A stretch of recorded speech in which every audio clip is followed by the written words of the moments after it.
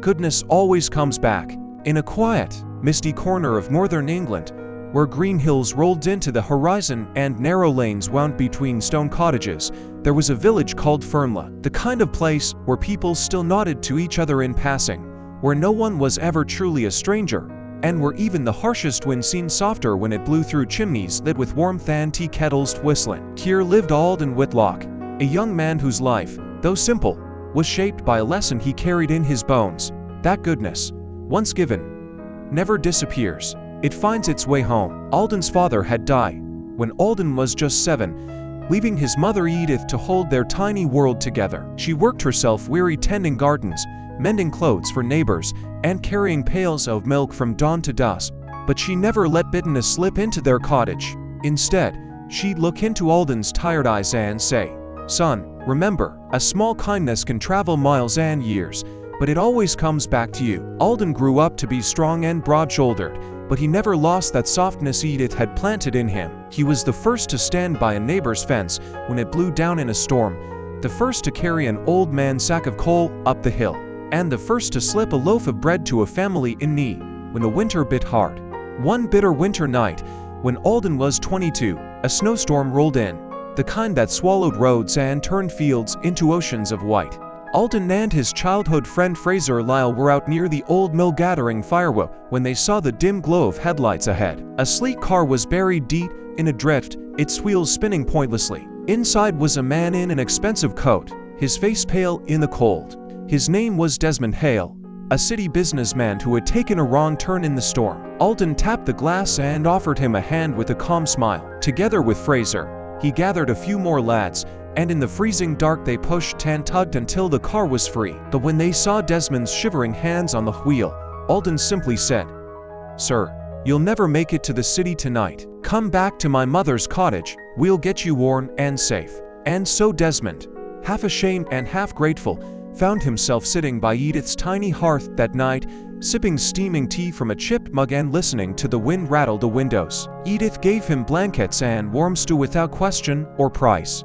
When Desmond tried to press money into her hand before he left at dawn, Edith shook her head with that same small smile. "You keep your coins. Kindness isn't for sale in Fernley." Desmond left with a full belly and a warmth in his chest that the bitter wind could not steal. Years slipped by, as they do, marked by lambing seasons and harvests and the endless rhythm of small village life. Alden, now a grown man, dreamed bigger than his tiny cottage. He wanted to start a dairy farm, not just for himself, but for all of Fernley. The city pulled young people away with promises of paychecks and bright lights, but Alden believed his village deserved its own future. A farm would mean jobs, pride, and a reason for families to stay rooted where generations had been born. But when he went to the banks, they shook their heads at his worn coat and big plans. "Too remote, too risky," they said. "It'll never work out there in the hills."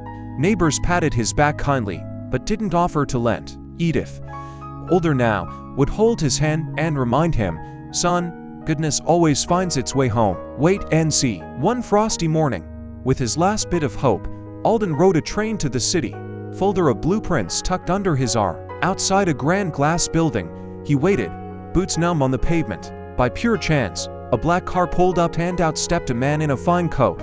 Older now, his hair touched with silver. Desmond Hale paused, squinting, and then a smile bloomed on his face, one born in a memory of a warm cottage on a freezing night. "Alden Whitlock, is it?" Desmond said, voice full of surprise. "The lad who pulled me out of the snow. I've never forgotten." They sat in a cafe down the street. Over mugs of coffee, Alden told him everything. The farm he wanted to build, the young people who needed work, the old who deserved to stay. When he finished, Desmond didn't hesitate. He simply put a hand on Alden's and said, "A cup of tea? Oh, I had nowhere to go. That's the sort of thing a man remembers forever. Let me be your first investor. It's time your kindness found its way home." And so Whitlock Meadows rose from brambles and abandoned fields, a place where cows grazed content under the wide sky. Neighbors who once doubted lined up to work. Young lads learned to milk and mend fences instead of running to the city. A shy orphan girl named Nella found her place in the calf pens, whispering to the young animals as if they were secrets.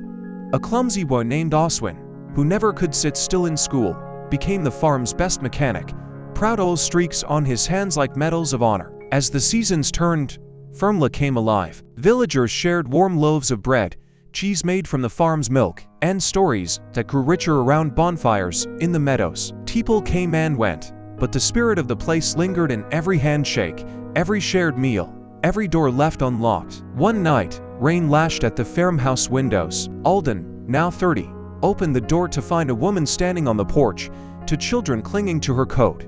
Her name was Marjorie Quinn, a mother from the city who'd lost her job and her flat in the same week. She had nowhere left to go. Alden didn't think twice. He gave her a bed, a job stirring cream and bottling milk in the farm kitchen, and a promise that her children would never know hunger. Marjorie's sons, Harlan and Percy, grew up running through those same meadows, climbing the old oak tree behind the barn, and dreaming their own dreams.